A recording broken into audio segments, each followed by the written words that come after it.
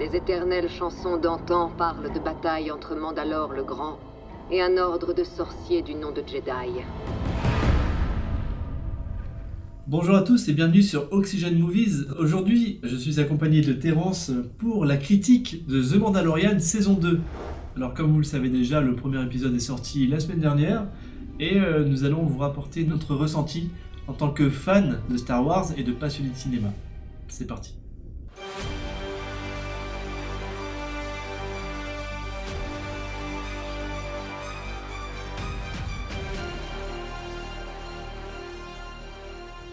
Vous le voyez, il est avec nous ce soir. On va pas l'interviewer parce qu'il est très timide et il a utilisé la force 2-3 fois déjà. Hein ? Va te coucher mon petit bonhomme. Ce qui est bien, c'est que lui, on n'a pas besoin de lui changer la couche, ni dans la vraie vie, ni dans la série. Hein ? Comme dans la série, on peut l'abandonner partout. C'est un autre problème, la garde d'enfants. Je ne pense pas que Mando l'ait exclusivement. C'est un autre problème. Donc cette saison 2, eh bien, moi ça m'a fait donc grand plaisir de la découvrir. Je sais pas, à peu près ça va faire presque un an que la saison 1 est sortie. Un peu moins peut-être. Je sais plus, honnêtement, je sais plus. On va faire un petit rappel rapide de la saison 1. On a un certain Mandalorien d'entrée. C'est un chasseur de primes, comme vous le savez, qui a eu un premier contrat pour aller chercher l'enfant qui dort déjà. Et on a vu un nouveau gros méchant. Ouais, un gros méchant, ouais. Il s'appelle Moff Gideon. C'est un peu lui qui a récupéré les restes de l'Empire, qui a été désintégré. Le Mandalorien est toujours avec l'enfant et a pour mission de l'emmener donc à ses sorciers de Jedi, mais il ne sait pas du tout par où commencer. D'où l'ouverture de la saison 2. Première quête, dans un espèce de bar clandestin, un petit peu à la Narshada avec des tags un peu partout, avec un videur très très spécifique, un Twi'lek. Et on assiste immédiatement à un combat de Gamorréens. C'est pas un Twi'lek, c'est le Black Twi'lek. Un Black Twi'lek, c'est encore plus stylé. Ouais, Mando, toujours aussi naïf, mais tellement puissant, il faut le dire. Ouais. Il arrive pour demander des renseignements à son camarade qui a inséré, et d'un seul coup il se fait pointer par plein de guns à la fois. Parce que justement ce personnage, lui il veut la fameuse armure de Mando. Parce il n'a pas du gain, l'argent, il a besoin de pognon. Ouais, c'est ça. Avec le bébé Yoda qui se renferme dans sa coquille et qui attend que ça se passe. Et on assiste à la première bagarre de la saison 2, assez sympa, où on voit que prendre un coup de poing dans la gueule avec une armure de Mandalorian, une armure, ça doit faire mal. La hype qui commence à monter chez les fans, moi j'ai kiffé, j'ai bien aimé cette scène où on le voit tel un homme intouchable. Aussi naïf qu'intouchable, c'est ça qui est assez badass. Et où est-ce qu'on retourne ? Sur quelle planète ?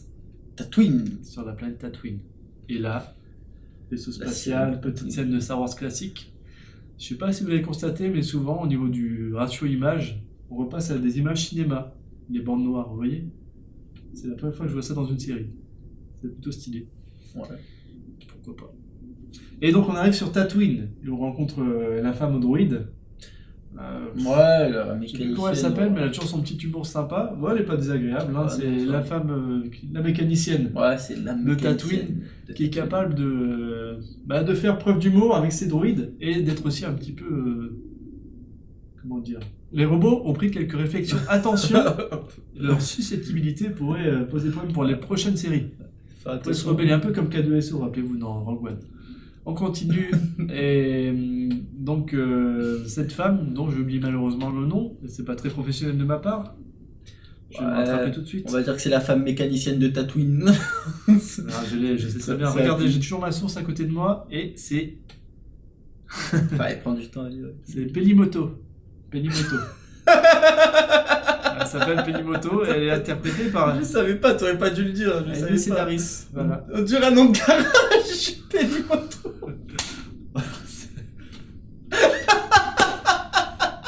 C'est pas grave. Donc on va passer ce chapitre-là. Et donc on part dans une nouvelle quête, un nouvel environnement que l'on connaît, et Mando qui commence son nouveau voyage de la saison 2. Donc Mando sait qu'il y a un Mandalorien, soi-disant, sur cette planète. Il ne l'a jamais vu. Non. À un moment, Mélie passe... Péli, pas Mélie. Péli. À un moment, Mélie donc s'adresse à ses droïdes. Mélie. C'est exact. Acte 3. À un moment, Penny. Penny parle à ses droïdes avec beaucoup d'humour. Ouais. Hein, Penny, elle vit qu'avec des robots, j'ai l'impression. Et dès qu'elle revoit le bébé Yoda, petite allusion au film Gremlins. Si jamais il se démultiplie, tu m'en laisseras un exemplaire. Un peu d'humour, c'est sympa de faire un petit clin d'œil à ces films. Tu n'as pas fait gaffe à ce T'as eu la ref, quoi. Bah, j'ai pensé à ça direct. Parce que j'ai regardé les Gremlins pour Halloween il n'y a pas longtemps. Avec mes filles. Ok, ouais, c'est un tricheur alors. Voilà. On sort le plan, la carte, grâce au droïde, la R4. Le droïde qui a pété là, dans Star Wars épisode 4, qui est revenu au top de sa forme. Petit cours de géographie de Tatooine. Mos Eisley, Mos Espa, on fait référence au film. Et. Mos Polgo. C'est ça Je crois que c'est Mos Polgo. Ah, franchement, je suis pas sûr. Hein. Ouais, Je me lancerai pas dans le truc. Bon, écoutez, on verra bien. Hein. C'est que des noms bizarres. Et donc une nouvelle ville qui n'apparaît même pas sur la carte. Ouais, Pourquoi c'est ça. Pourquoi Parce que tout simplement, bam. Du coup, Mando et le petit, enfin l'enfant, vont dans le village perdu un petit peu pour trouver ce fameux Mandalorien qui s'y cache. Voilà. Et première chose, quand on arrive dans un village, première chose à faire, aller visiter le bar. Hey. Et oui. Et Mando, il va directement au bar. Hein. Il arrive au bar, il gare sa moto, il descend tranquillement, il en oublie presque encore l'enfant. Et ça, je vais faire allusion, l'enfant, qui est censé être l'être le plus important de la série, il est toujours mis de côté. Pour moi, c'est pas très cohérent. Il rentre dans le bar, il commande, il n'a même pas le temps de commander. Ouais, il a même pas le temps de commander. Il tombe sur un... je sais plus quelle race. C'est le Marshall. Il tombe sur le Marshall. Le Marshall, il est pas encore là, le Marshall. Ah non, mais il tombe... Il va parler au barman. Bien sûr, après, oui. Le barman lui explique clairement qu'il a qu'à se retourner pour voir ce Mandalorien. Et là, petite scène de cow-boy. Le Far West, hein. C'est un Star Wars Far West, ça j'aime bien. Ouais, c'est bon. On voit apparaître la silhouette donc d'un Mandalorien, pas très bien habillé. Ouais, on voit l'armure de Boba Fett. Vous savez que Boba Fett est mort dans l'épisode 6, il est tombé dans la bouche de Sarlacc. Ouais, il a été déclaré Dans le mort. Enfin, on l'a vu se faire engloutir dans la bouche du Sarlacc, mais après on l'a jamais vu. Voilà. Donc on voit quelqu'un d'autre avec cette armure, et là on se dit, un charlatan. Peut-être, on ne sait pas. On sait pas, mais après on le Pourquoi, découvre je dis très que c'est vite. lui Hein. Pourquoi je dis ça Parce qu'il enlève directement C'est son ça. casque. Ouais, Et comme vous le savez certainement déjà, les Mandaloriens n'ont pas pour principe d'enlever leur casque. Ils préfèrent même mourir parfois que d'enlever leur casque. Rappelez-vous dans la saison 1, avec le robot. Les Mandaloriens ont un code d'honneur. À partir du moment où une armoire... Ça fait 2 fois que je dis armoire. À partir du moment où une armure n'appartient pas à un Mandalorien, il est temps pour lui de la récupérer. Et là, on voit le Mando s'énerver pour la première fois, plus ou moins, avec des mots assez directs. Il dit, écoute, si tu l'enlèves pas toi-même, je vais te l'arracher. Et qu'est-ce qui se passe? Tremblement de terre. Non, duel. Ah oui, c'est vrai. Petit duel, face à face, échange de regards, enfin, la main le long de l'arme. Pour le Et Marshall. Et là, le Marshall, petite allusion, qui n'est pas très importante, mais t'as vu? Il y a ton petit là qui est là à côté. Oui. Hein, et si tu fais ça devant lui, tu vas perdre la garde du petit. Ouais, c'est crois vrai que que- la petite excuse là. Je crois que le Marshall il est un petit peu perdu. C'est Il veut éviter le petit conflit, hein, je pense, le Marshall. Mais, événement scénaristique, un tremblement de terre, un séisme à Oui. l'extérieur. Et justement, notre ami le Marshall, il lève le doigt et il fait comprendre qu'il se passe un truc dehors, qu'il va aller voir. Il ne faut pas bouger. Et là, qu'est-ce qu'on voit arriver dans le village? On voit surtout une masse dans le sable en train de bouger, quoi. Et tout défoncé sur le passage, qui passe entre le village bien comme il faut. Il respecte et tout, bien la voilà, route. Voilà, le code de la route, voilà, il passe bien dans le village, il défonce pas trop les baraques et tout. C'est le Dragon Crate. Le fameux Dragon Crate que l'on n'a jamais vu dans la trilogie, ni même dans la saga Star Wars. On l'a aperçu plus ou moins dans les jeux vidéo. Je pense à KOTOR, Knights of the Old Republic, un jeu de rôle très sympa. Pour ceux qui le connaissent, n'hésitez pas à commenter par rapport à ça. Moi, j'avais joué et on voit beaucoup d'allusions qui sont faites par rapport aux jeux vidéo, et notamment dans cette série. Le Dragon Crate qui m'a fait penser au Ver des Sables dans Dune. Je sais pas si tu connais. Tu connais pas Dune, c'est un film qui est sorti il y a quelques temps et il devait en sortir une nouvelle version. Donc ce dragon qui va effrayer tout le monde dans le village. Sauf Ouais, mais sauf qui, bah. le Banta.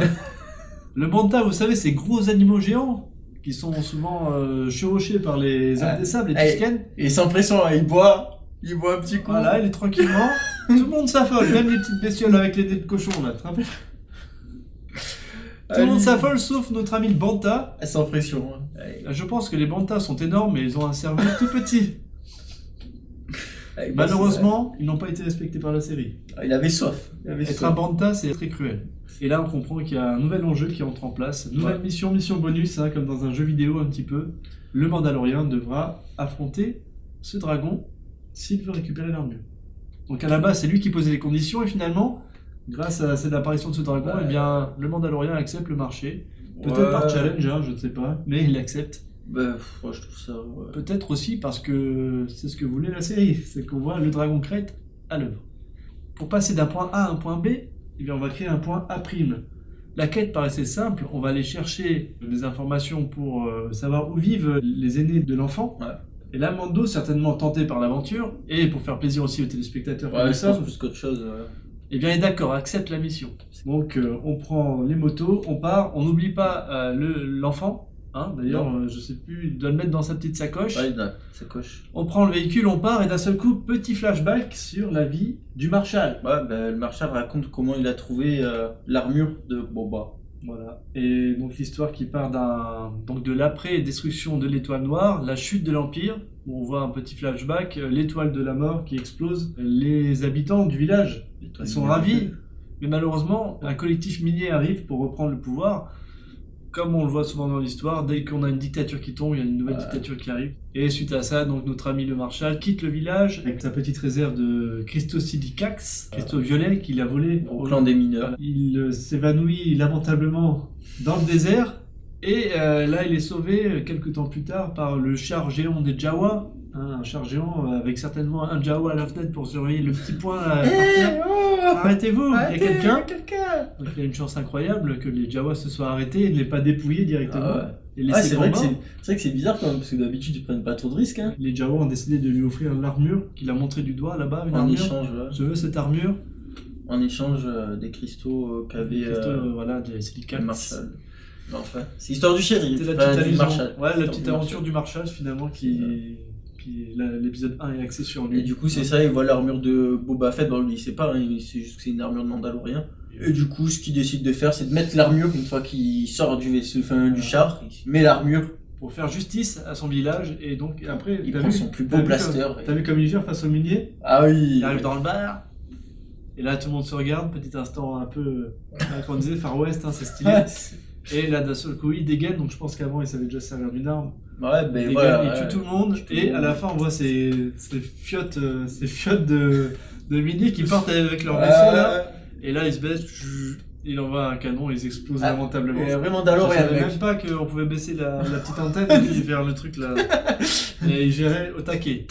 Donc, le Marshal reprend possession de ce village. Et là, à présent, c'est bien le flashback est terminé. On arrive à cette à ce canyon où là, mon petit temps d'arrêt, où des créatures sauvages, Mando, qui semblent les connaître. Et là, il dit. Et là, il nous fait comprendre qu'il sait parler le langage des hommes des sables. Ouais. Ce qui veut dire que les hommes des sables ne font pas que brailler. C'est une langue, c'est une vraie langue, ils communiquent. On aurait pu croire qu'avant que c'était des hurlements, C'était ça. C'était assez archaïque. Finalement, non. On peut certainement apprendre la langue des hommes des sables à l'école. Ouais. Et quelque part, à ce moment-là, je me suis dit, peut-être que Mando a de la famille Hommes des Sables. Ça aurait pu être le cas, parce que quand on voit arriver les deux Hommes des Sables, il y a de l'émotion. J'ai l'impression qu'il dit, t'es rentré à la maison? Moi, je vois ça. J'ai l'impression que qu'on nous cache quelque chose par rapport à Mando. Pourtant, on a vu son passé. Apparemment, ses parents sont des humains. Peut-être qu'il y a eu des histoires que l'on découvrira plus tard. Donc première approche avec les hommes des sables, qui ne sont pas des ennemis, ce ne sont pas des sauvages, hein, comme on a pu les voir depuis tous les Star Wars, hein, des personnes dangereuses qui vivent à part, des monstres tout simplement, qui ne font que tirer sur les modules lors des courses, ou s'en prendre à des pauvres Luke Skywalker. Eh bien non, ce sont des êtres vivants, qui méritent d'être aimés, comme les autres. Et là donc on s'en va, direction le village. Petit moment auprès du feu, à côté d'une tente, le soir.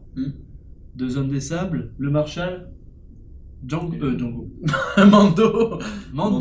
Mando présent, et une discussion qui commence. C'est ça. À savoir que les hyènes Ce serait bien fait un petit casse-croûte, bébé Yoda. Hein? Reste toi-même, reste à ta place. Une petite entente qui dégénère forcément. Hein. Ça, c'est le côté humain. Et toi, t'as flingué mes amis. Toi, tu vois pas mon dos. Bah, c'est la conversation un petit peu de sourd parce que les mecs déjà ils se comprennent pas. Enfin, le Marshal il comprend pas la langue des Tutsken et ainsi de suite. Et le Marshal qui dit un petit peu reste à ta place, c'est moi. Et d'un seul coup, c'est moi le. Et ben, notre ami Mando intervient tel un médiateur parfait. Il sort le lance-flamme. On a eu de la chance, il a pas brûlé le visage d'un homme des sables. Là, ça serait parti en mode délire. Et je pense que ça aurait été censuré de toute façon. Et là, tout le monde se calme et tout le monde écoute finalement Mando qui est capable de parler la langue humaine et la langue homme des sables. Et c'est lui qui va avoir le plan tactique. C'est lui qui va dire déjà réconciliez-vous et allons voir ce fameux dragon, montrez-nous comment vous faites pour l'attraper. Mes condoléances à tous les bantas qui existent sur l'univers Star Wars. Un banta va être sacrifié. Ouais. En tout cas au départ, emmené tel un animal de compagnie, on plante un pieu pour pas qu'il bouge, mais de toute façon il allait pas bouger. Il allait pas bouger, parce que le banta ne bouge pas, il est bien partout. Putain c'est cool, je suis bien. Il est bien partout, c'est incroyable.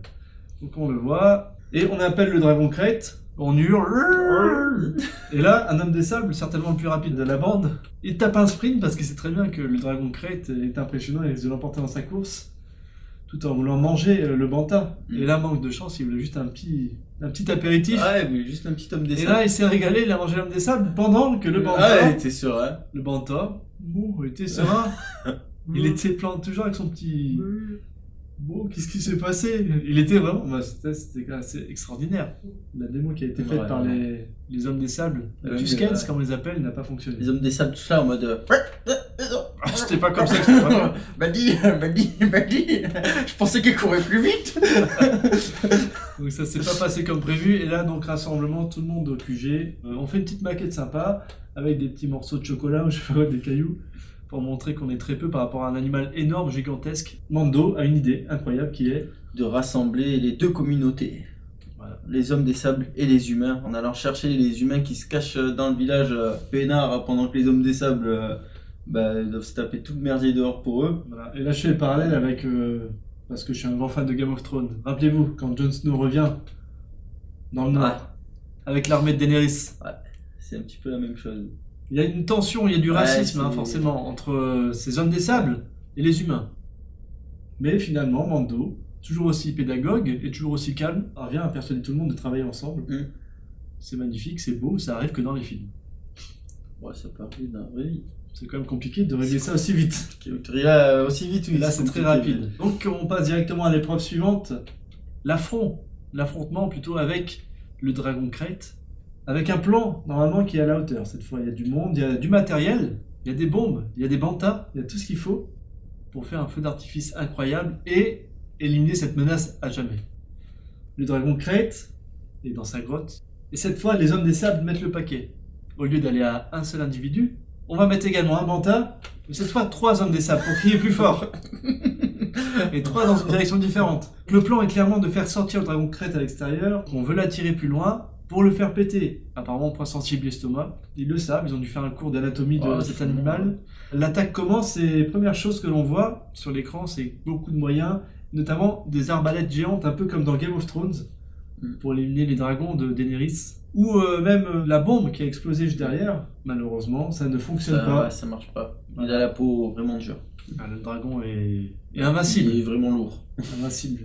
Encore beaucoup de victimes hommes des sables, même des humains, je crois. Donc du coup, petite concertation entre Mando et son associé le Marshal. Les deux pseudo-mandaloriens, en apparence en tout cas, qui partent dans le ciel pour affronter le dragon crête qui se retrouve d'ailleurs en haut de la montagne à ce moment-là, qui tente de tirer dans les yeux. Un gros plan assez magnifique où on voit le dragon attaquer, on voit clairement qu'il va croquer la montagne. Et malheureusement, finalement, cette tactique non plus ne fonctionne pas. Et là, on se dit, j'ai une défaite. On est à la 45e minute de l'épisode, on se dit, il va se passer quelque chose. Et c'est le cas. Mando a une idée géniale. Ouais, il atterrit avec le Marshal sur Terre, il se pose.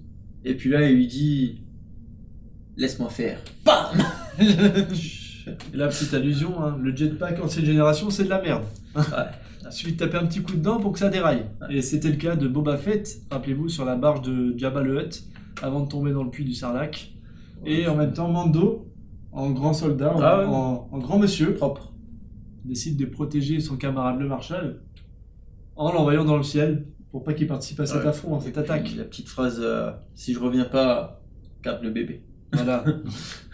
Voilà, on s'inquiète pas trop finalement de l'enfant pendant toute la scène. Il est quelque part, mais apparemment il est sous protection. Ouais. Du showrunner. Après tout, il nous a fait une petite démo la dernière fois. Pas si petit que ça. Il devrait pouvoir gérer. Il devrait pouvoir gérer. Mando a un plan tactique Formidable. incroyable et exclusif. Donc il décide donc de se servir encore d'un pauvre Banta. Banta kamikaze. C'est le Banta qui a enroulé complètement de bombes. Hein. Lui, il est sûr de mourir quoi qu'il arrive, hein. Même si l'exercice est annulé, il faut faire péter les bombes avec. Encore la chair à Banta, mais d'ailleurs c'est une expression de la chair à Banta, on l'entend souvent dans Star Wars. On comprend mieux maintenant. Il utilise le Banta comme appât, comme d'habitude, et il décide de rester à proximité. Et là on se dit, mais qu'est-ce qu'il fait? Il rentre dans le corps du dragon, Avec le Banta. un gros silence. Ouais. Tout le monde se dit, mais où sont-ils passés?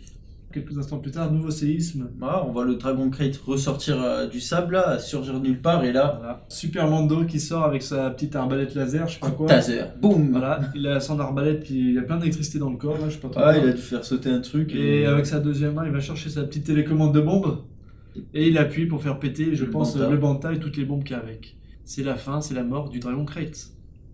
Tout va bien, tout le monde a gagné, l'intrigue n'a pas pour autant avancé, mais Mando est sain et sauf. L'enfant aussi, l'enfant n'a pas été touché. Qu'est-ce qui se passe à présent? Eh bien notre ami, le Marshal, tel un bon soldat, dit voilà, c'est l'heure. J'ai un contrat à honorer, à respecter. J'enlève mon armure. Tiens camarade, aussi ton armure. Il remet l'armure, je crois que même stress qui va lui serrer la main. Ah ouais, Il c'est. dit bonne aventure, continue tes aventures comme il se doit. Là, le Marshal, il voit Mando comme un héros, il regarde avec les grands yeux et tout, en mode oh, je suis ton fan. Ah, s'il avait pu faire un selfie, il l'aurait fait. Et au final, ben, les hommes des sables sont heureux. Ouais, récupère Célébration la- des hommes des sables. Ouais, c'est-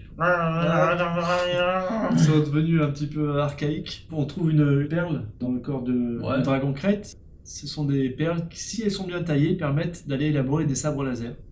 Peut-être d'ailleurs que le sabre laser de Luke a été créé de cette façon-là. Et on sait qu'il a fabriqué sur Tatooine. On en est là. Le butin. Un bon morceau de barbac pour notre ami Mando qui va partir avec notre ami l'enfant également. Un personnage observe. Ouais. On n'avait pas vu son visage depuis bien longtemps. Notre ami Boba Fett.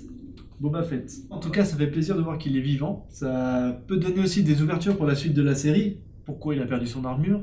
Comment il a su s'échapper de ce puits de Sarlacc? J'espère sincèrement que le scénario va avancer et éventuellement arriver sur la découverte du peuple, du peuple de l'enfant, hein, de ces sorciers Jedi. Par rapport à cet épisode, il y a des choses qui m'ont plu, donc Tatooine, dans toute sa splendeur. On a replongé totalement dans la saga. Beaucoup d'allusions à l'épisode 4 et l'épisode 6. Donc ça, moi j'en suis friand, j'adore cet environnement. Boba Fett, bien entendu, et même les Hommes des Sables, le fait de le découvrir autrement.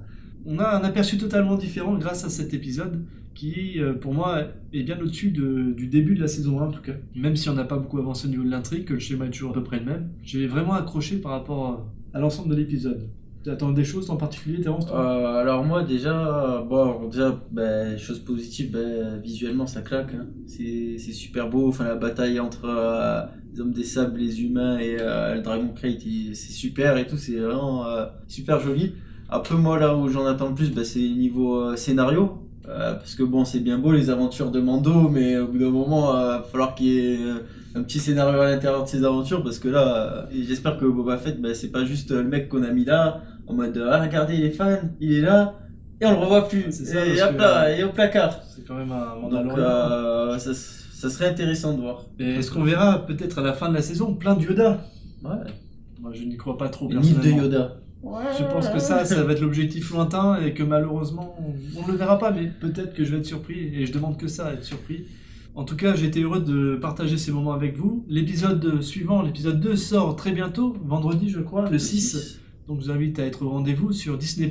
Et ensemble, on fera un petit débrief, une petite critique. Je suis persuadé que cet épisode sera largement à la hauteur du premier et qu'on va avancer dans l'intrigue. Moi j'y crois en tout cas.